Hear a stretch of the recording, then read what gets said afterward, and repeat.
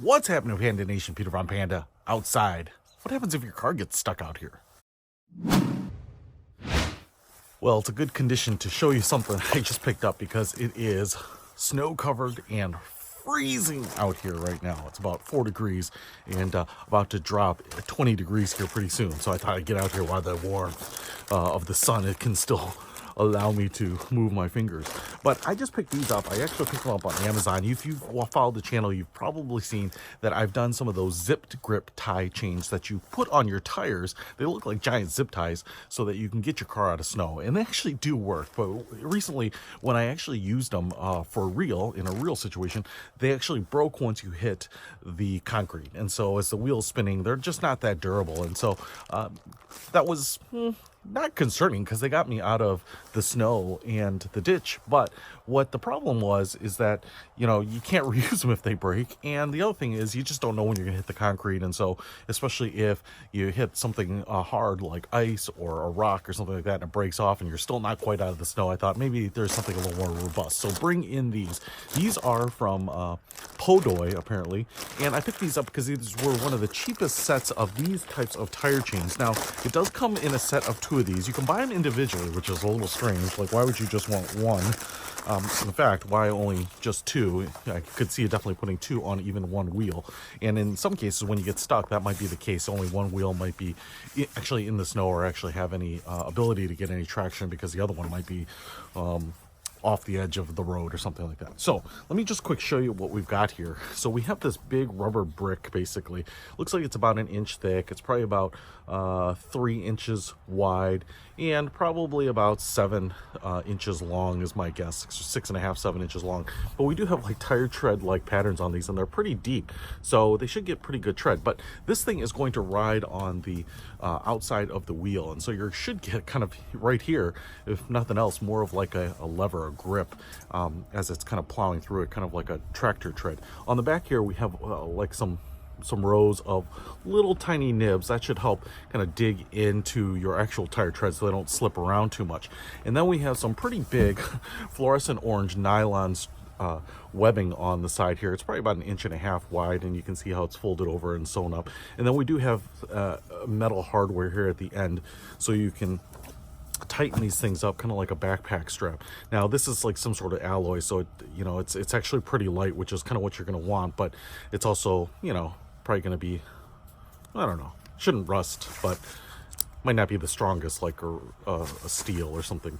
Now you can see the cut edge of the rope here, so you're going to wrap this around your tire through your wheel, you know, because your spokes really good, only good for alloy rims with fairly wide openings in the spokes, through it, and then you're going to connect it like this. Now I want to show you here, we've got a little lever that you pull down here, and you've got this little textured area here which is going to grip the band. So if I put it through here, see that should hold it in place, and then I could just tighten it down.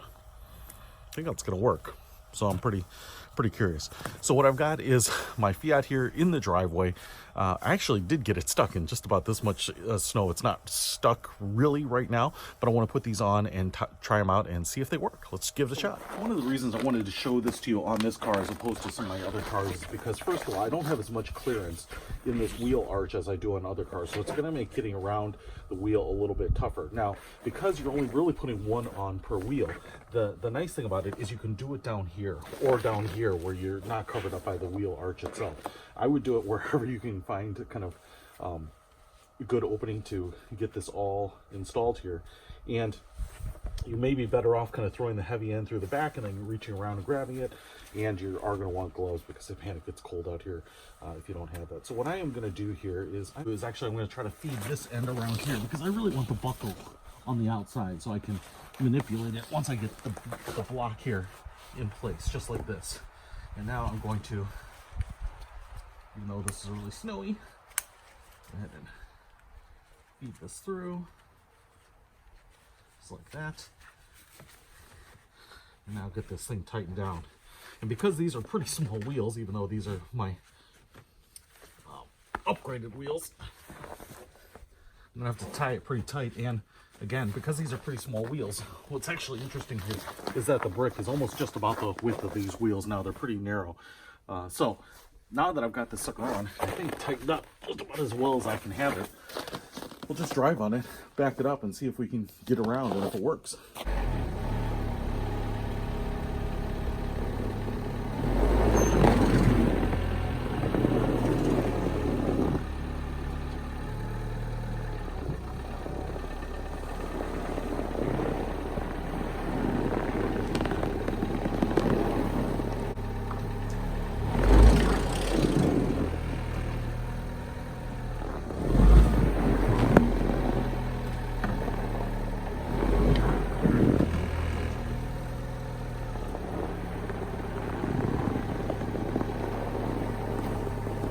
Guys, as you can see, it definitely works and it stays on there. I wasn't really trying to abuse it too much, and because my car isn't really truly stuck, and I didn't want to try to go out and find a place where I might not be able to get out. I just wanted to kind of show you how it works here. And what you might be able to see actually is in the snow, because the snow is still pretty soft, even though it's pretty cold out here.